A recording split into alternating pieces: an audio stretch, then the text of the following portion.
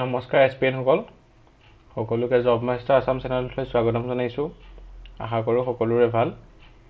AIIMS গুৱাহাটীত নতুনকৈ জ্যেষ্ঠ প্ৰকল্প সহায়ক আৰু প্ৰৱেশ অপাৰেটৰৰ খালী পদ মুকলি হৈছে। আহকচোন এই পদসমূহৰ বিষয়ে আমি বিতংভাৱে আলোচনা কৰোঁ। ভিডিঅ'টো আপোনালোকে শেষলৈকে চাব, তেতিয়াহে আপোনালোকে ভালদৰে বুজিব পাৰিব যে পদসমূহৰ বাবে কোৱালিফিকেশ্যন কিমান দৰকাৰ হ'ব, চেলাৰী কিমান হ'ব, ইণ্টাৰভিউ কেনেকৈ হ'ব, সকলোখিনি। এইমছ গুৱাহাটীয়ে project assistant and data entry operator 4টা পদ মুকলি কৰিছে, যাৰ এপ্লাই কৰাৰ লাষ্ট ডেট হৈছে 11 এপ্ৰিল 2025। ইয়াৰ ফাৰ্ষ্ট পোষ্টটো হৈছে প্ৰজেক্ট টেকনিকেল ছাপৰ্ট। ইয়াৰ বাবে এডুকেশ্যন কোৱালিফিকেশ্যন বিচৰা হৈছে 3 years graduate degree in psychology. Year salary হ'ব 33,600 পাৰ মান্থ। নেক্সট পোষ্টটো হৈছে ছিনিয়ৰ প্ৰজেক্ট এছিষ্টেণ্ট। ইয়াৰ এডুকেশ্যন কোৱালিফিকেশ্যন বিচৰা হৈছে graduate bachelor degree in science relevant subject from A recognise university, 3 years of work experience in public health from a recognized institution or master degree in public health biostatics relevant subject.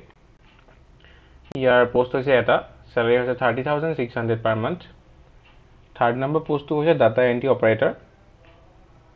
ইয়াৰ বাবে education qualification বিচৰা হৈছে graduate bachelor degree from A recognise university with knowledge of data entry work.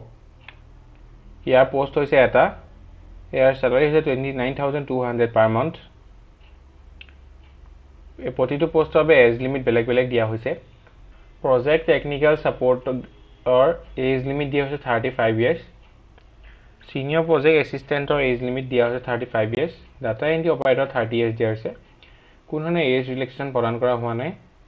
Application starting date হৈছে 13 March 2025 পৰা, last date হৈছে 11 April 2025। Application fees, ইয়াত কোনো ধৰণৰ application fees নাই।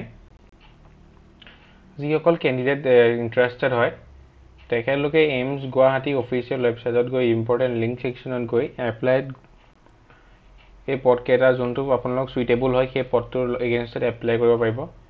এপ্লাইৰ বাবে আপোনালোকক নিজৰ passport photo, signature, matriculation certificate, HS certificate, graduation certificate, diploma certificate গোটেইখিনি আপোনালোকে ইয়াত আপলোড কৰিব লাগিব। আপলোড কৰাৰ পিছত ছাবমিট কৰিব লাগিব। ছাবমিট কৰাৰ পিছত এটা ৰেফাৰেঞ্চ আইডি দি দিব, সেইটো আপোনালোকে লগত ৰাখিব। ফিউচাৰ যেতিয়া আপোনালোকে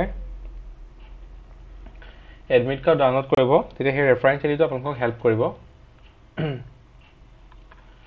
ইমানখিনি আছিলে এইমছ গুৱাহাটীত মুকলি হোৱা পদকেইটাৰ বিষয়ে এটা ডিটেইল ডিছকাশ্যন।